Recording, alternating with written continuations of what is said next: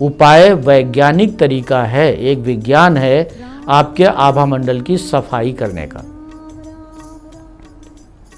जैसे किसी ने कह दिया थोड़ा गुड़ ले लेना, गाय को खिला देना, ऐसे बोल दिया, किसी ने उपाय बता दिया, आपने गुड़ ले लिया, गाय को खिला दिया।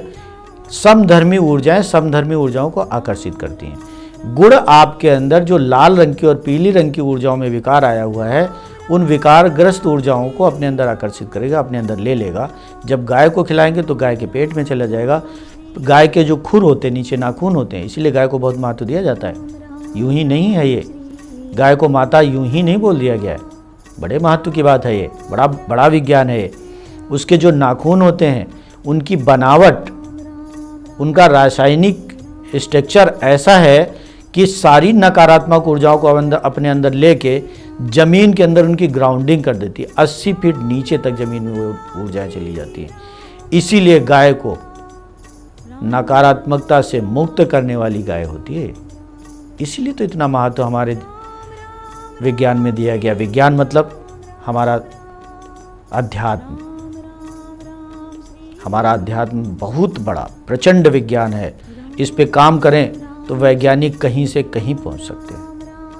हमारे ऋषियों ने, ऋषि मतलब रिसर्चर, जो पहले ऋषि होते थे आज उनको रिसर्चर बोला जाता, वो अनुसंधान करते थे। मुनि मतलब मैनेजर, जो अनुसंधान वो करते थे, आध्यात्मिक अनुसंधान, मुनि लोग उसको लागू कराते थे लोगों में, लोगों तक पहुंचाते थे ताकि जन जन को उसका लाभ मिले। तो रिसर्च करते थे, ऋषि मुनि दोनों मिलकर साथ काम करते थे। आज वैज्ञानिक और आध्यात्मिक लोग साथ मिलकर काम नहीं कर रहे, अलग अलग काम कर रहे हैं। कभी समय आएगा जब दोनों साथ काम करेंगे। जब साथ काम करेंगे तो वाकई बड़े शानदार जीवन हो जाएंगे लोगों के, क्योंकि सब कुछ अच्छा होने लग जाएगा। हम यहाँ बात कर रहे थे उपाय जो आपको बता जाते हैं, उनके जरिए ऊर्जाओं का शोधन किया जाता है। वो रूढ़ियाँ नहीं है, रूढ़िवादिता नहीं है, वो पाखंड नहीं है। आप मानते रहो पाखंड, कोई व्यक्ति कह दे उनको घोषित कर दे पाखंड है, आए मेरे पास, मैं प्रूफ करूंगा कि ये पाखंड नहीं है। एक व्यक्ति को आप ऐसे बैठा लो, ओरा कैमरा ले लो, क्रिलियन कैमरा ले लो, उसका फोटो खींच लो, आप उसके आभा मंडल का फोटो ले लो और फिर उससे कह दो गाय को गुड़ खिला दो। थोड़ा सा गुड़ लेके गाय को खिला दिया, फिर दोबारा फोटो खींचो, दोनों में बहुत फर्क नजर आएगा। पहले वाले में जितना कंजक्शन था ऊर्जाओं का, दूसरे वाले में नहीं दिखेगा। वहां की ऊर्जाएं लाइट एंड ब्राइट दिखाई पड़ेंगी। हो गया, ऊर्जाएं पता चल गई ना तुरंत उसी समय।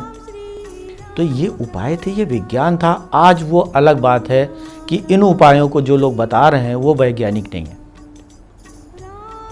वो आचार्य हैं, पूजा पाठ करने वाले लोग हैं। उन्होंने विज्ञान कभी पढ़ी नहीं है, विज्ञान से उनका कोई वास्ता नहीं है, लेकिन वो पुरानी जो पद्धतियां हैं उनको आगे चलाते चले जा रहे हैं। उनको चाहिए कि थोड़ा विज्ञान की जानकारी ले लें, विज्ञान को समझ लें और ऊर्जा विज्ञान को समझ लें, दोनों को मिला के एक साथ देख लें, तो उनको अपने हर उपाय, हर पूजा पाठ में वैज्ञानिक पक्ष मालूम हो जाएगा। तब उनको पता होगा कि नहीं, ये यूं ही नहीं है, कुछ भी कर दें, कुछ भी उपाय बता दें, ये कर देना जा करके, और वो कहने वाली बात नहीं है, वो लगने वाली बात है। आभा मंडल ऊर्जा चक्रों की सफाई वाली बात है।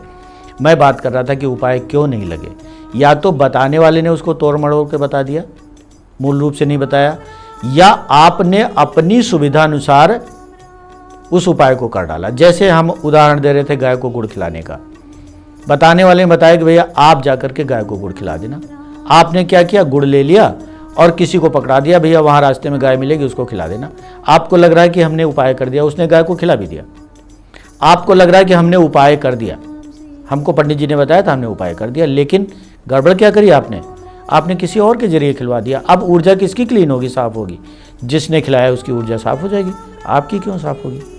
आपने तो किया ही नहीं उपाय। इस तरह से जब भी कोई उपाय बताए जाते हैं ऊर्जा शोधन के, तो आप वैसे ही करें जैसे करने हैं, और सीधे आप उपायों के लिए भटकने नहीं, दर दर मारे ना घूमे अपनी समस्या को लेकर के।